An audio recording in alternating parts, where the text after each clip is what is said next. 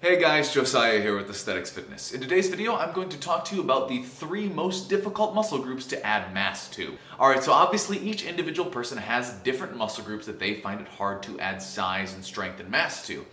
However, there are 3 that, for the reasons I'm going to go over in this video, are harder to add muscle to than other groups, universally speaking. And that's what we're going to talk about in today's video. But first, make sure to hit that subscribe button down below and click that little bell icon. That way every time I come out with a new video, you guys are getting notified and not missing out on any great new content. Also, if you feel like it really helps me out if you hit that like button down below as well.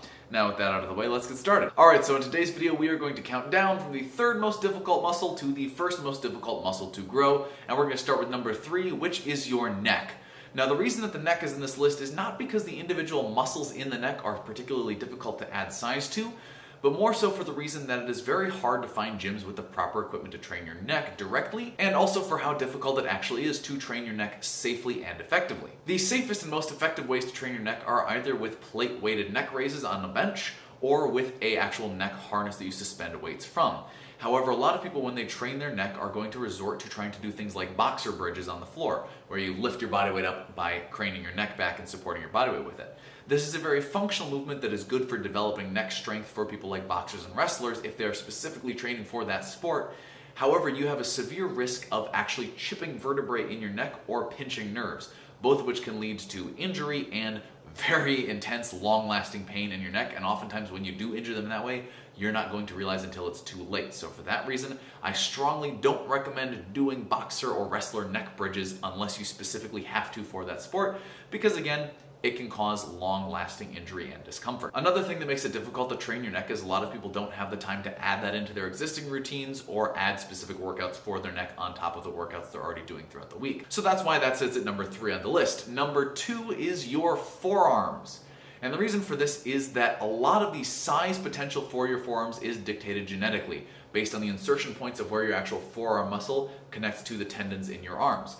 If your forearm happens to insert down by your wrist, you have a lot of potential to just naturally have big, beefy forearms. However, if, like me, you have forearms that insert much further up your arm, you are very, very limited in the amount that you can actually grow that muscle group, making it very, very hard to add size to it, even if you train it directly a lot, simply because there's a large portion of your arm that's not going to have any muscle fibers to grow. And this is something that, since you can't change, makes it very difficult to grow that muscle. And that leaves us with the number 1 hardest to grow muscle group, and you probably all saw this coming. It is your calves. Just naturally speaking, there's a couple things biologically and genetically speaking that make it very hard to add size to your calves. First off, like your forearms, it is definitely dependent on whether you have short or long muscle fibers. Different people are going to have different insertion points for their calves. If you have high inserting calves, you're going to find it very difficult to add considerable mass. And if you have very low inserting calves, chances are you already have calves that look great and you don't need to train them directly at all. However, there's a second aspect to your calves that makes it even harder, and that is the high percentage of the muscle fibers in your calves that are slow twitch muscle fibers. You have more slow twitch muscle fibers in your calves than you have in almost any other muscle group in your body, and the reason for this is slow twitch, as opposed to fast twitch muscles, are very, very good at sustaining low effort activity over a long period of time. So for instance, walking, which is what your calves are primarily meant to help you do. So they have to have a high volume of low twitch muscle fibers, which inherently have less potential for growth than high twitch muscle fibers. This means that even if you're training your legs hard with explosive movements and high powered lifts, you're still not going to be able to add as much size onto them as you would other muscle groups, simply because the growth potential isn't there inherently in the muscle fibers themselves. Now, does this mean you shouldn't train these muscles? Does this mean that if you don't have naturally well inserting muscles, you're just sort of doomed forever?